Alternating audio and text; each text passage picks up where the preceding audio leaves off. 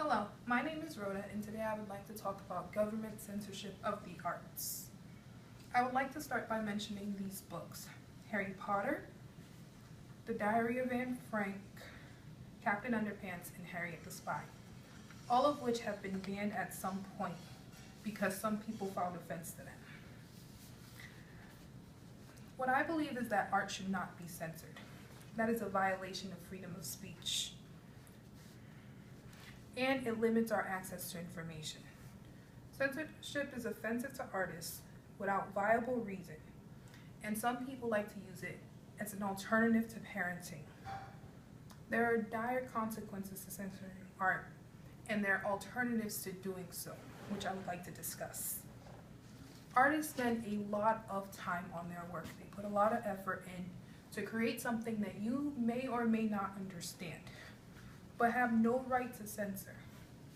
An artist's intention may be to offend. And just because you are offended, which is your right, does not mean you can take away the artist's right to offend.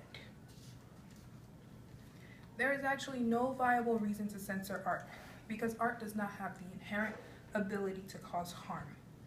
People have the power to lower their gaze if art offends them. Reasons people list for censorship include avoiding offense, but because there is no set standard for offense, as everyone doesn't always agree on what is and what is not offensive.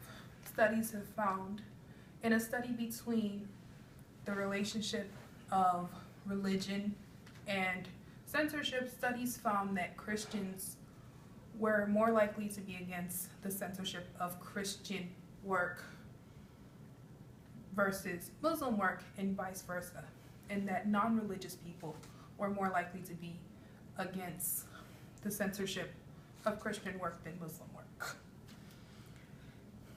So, just to reinstate, there is no set standard.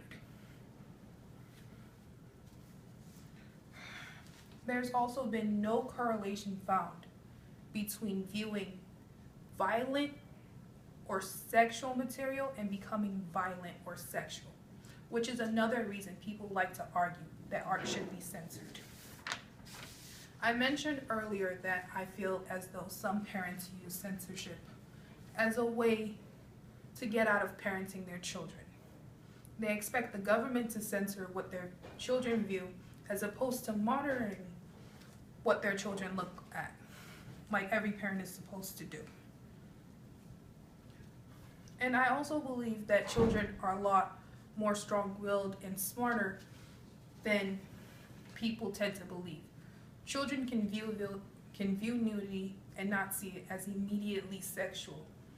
And they can handle the knowledge that some words they shouldn't say. That is, if they are taught correctly. There are dire consequences for practicing censorship or for allowing the government to censor us. And I mentioned earlier book bannings, which are a huge way the government limits our access to information and changes what we should believe, because they control our flow of information, and therefore they control what we see and what we think. There are suitable ways to deal with censorship that do not require There are suitable ways to deal with offensive art that do not require censorship, such as turning away or criticizing art. If art offends you, you should stand up and make your point and explain why it is wrong and get people on your side, more than just sweeping it under the rug.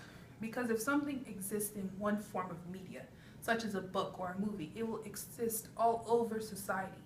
And if that belief is inherently wrong, then it needs to be addressed within society, instead of just removing that material.